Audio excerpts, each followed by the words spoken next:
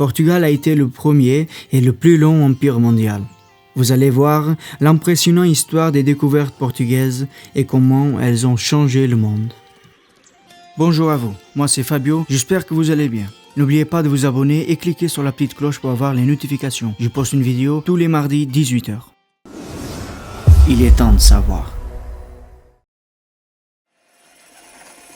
Portugal est ce petit pays situé à l'extrême gauche de l'Union européenne, mais il a une histoire impressionnante.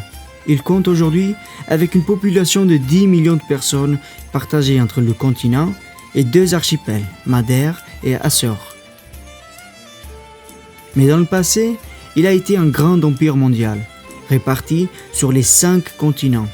Cet empire a duré presque 600 ans. Il s'étendait sur un territoire inclus aujourd'hui dans 60 États différents. Ils ont fait un long chemin et nous allons le voir. Dans une première partie, les découvertes. Ensuite, comment Portugal était à cette époque-là. Et en dernier, son influence encore aujourd'hui. Tout a commencé en 1415 avec la conquête des Ceuta en Afrique. Portugal a alors décidé de débuter son expansion. L'enfant Dom Henri, ou Henri le Navigateur comme il est connu, était le prince du Portugal en ce moment-là et fut une figure très importante au début de cette expansion. À cette époque, on ne connaît pas ce qui se trouve au-delà du Cap Bojador. Et avant de le savoir, ils vont encore découvrir ces îles atlantiques, Madère en 1419 et plus tard les Açores en 1427. Ensuite, après une douzaine de tentatives, ils vont finalement doubler le Cap Bojador avec Gil Hein en 1434. Et les découvertes au-delà du Cap Bojador ont commencé. En 1441, le Cap Blanc fut atteint par Nuno Tristan et Antão Gonçalves, tandis que la même année, les premiers indigènes sont capturés, transportés et mis en esclavage. C'est le début de la traite des Noirs. Les Portugais ont inventé la caravelle. Ça a été déterminant dans leur exploration. Elle dispose de plusieurs mâts sur lesquels sont fixés des voiles triangulaires aptes à capter la direction du vent. Ça leur permet de naviguer même contre sens du vent et de la courant. Diniz Diaz atteint le Cap Vert en 1444 et Álvaro Fernandez le Sénégal l'année d'après. La première factorerie outre-mer est fondée dans cette même année sur l'île de Arguin, près de la côte de Mauritanie. Ces factoreries étaient des comptoirs commerciaux. En 1460, la mort d'Henri.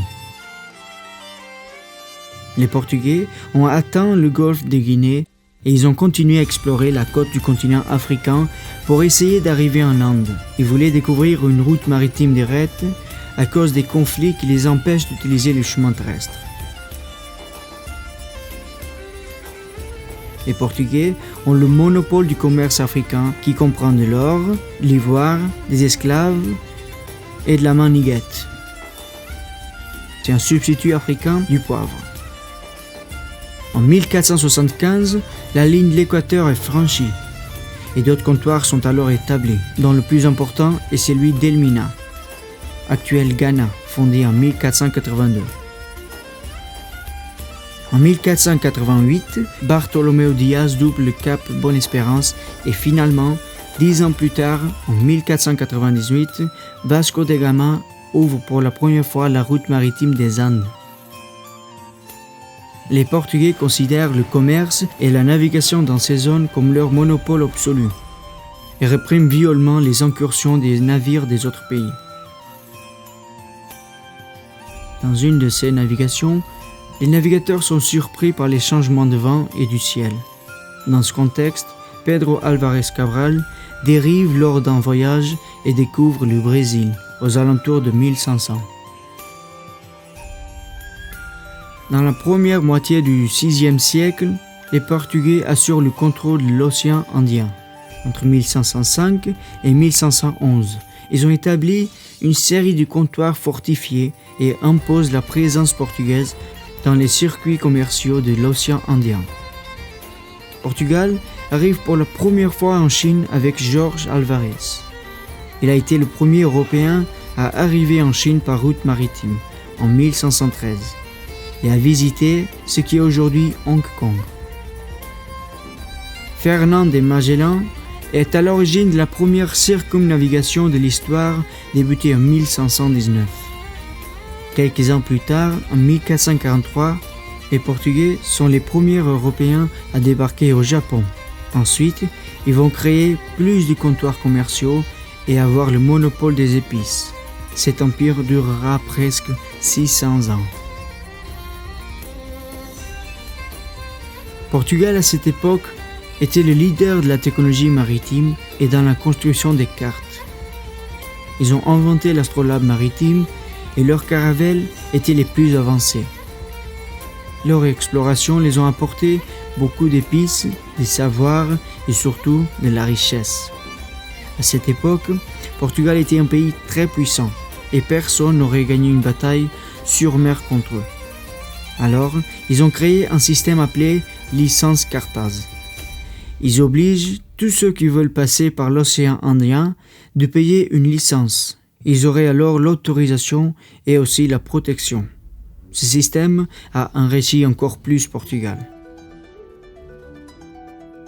C'est impossible de parler de toutes les possessions et colonies portugaises. Mais quelques-unes des plus importantes étaient dans l'Afrique, Angola, Cap-Vert, Guinée, Mozambique, São Tomé et Príncipe. Dans le subcontinent indien, Mamba et Goa. Dans l'Asie orientale, les îles Moluques et Timor-Leste. Dans l'Amérique du Sud, Brésil. Et dans l'Atlantique Nord, Açores et Madère, qui font partie du Portugal à ce jour. Le dernier territoire outre-mer sous la souveraineté portugaise est Macao, qui voit la fin de l'administration portugaise en 1999. Le portugais était l'une des langues les plus utilisées dans les marchés pour les échanges commerciaux. En plus de son empire avoir duré presque 6 siècles, ce qui fait d'eux le plus long, il a aussi été le premier empire mondial. L'influence du Portugal aujourd'hui. Avec un empire aussi grand, ce n'est pas une surprise que le portugais est dans nos jours la 16e langue la plus parlée au monde. Plus de 236 milliards de personnes. C'est la langue officielle de 8 pays différents. Tempura, une technique de friture introduite au Japon par les Portugais à Nagasaki. Un peu comme les petits poissons du jardin. Ou peixinhos da horta. Le chili, le piment, les pommes de terre et même les tomates sont des ingrédients qui font partie de la culture de l'Inde, introduits par les Portugais. C'est aussi les Portugais qui ont montré le thé aux Anglais, après les échanges en Chine. Il y en a encore aujourd'hui des endroits avec des noms portugais à cause de son influence. Lagos, par exemple, la ville la plus grande du Nigeria, qui veut dire lac. La province de Natal, dans le sud de l'Afrique, qui veut dire Noël. 48 mots japonais sont à l'origine portugaise, comme par exemple Arukoru, qui veut dire alcool, Boro, qui veut dire gâteau, Bidoro, fer, et plein d'autres.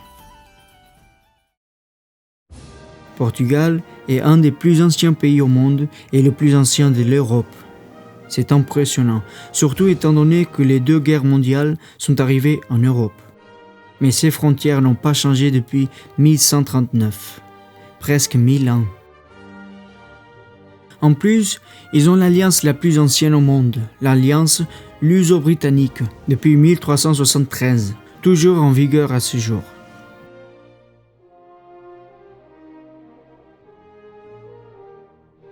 Même si Portugal est aujourd'hui un petit pays en comparaison avec les grandes puissances de l'Europe, il a déjà été très influent dans le monde et a une histoire et une culture très riche qui a aidé à façonner le monde dans lequel nous vivons.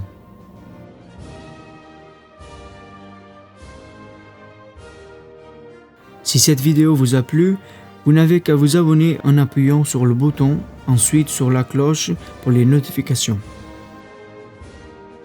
Et soyez sûr d'appuyer aussi sur une des vidéos affichées sur l'écran qui vous plaît, pour regarder ensuite.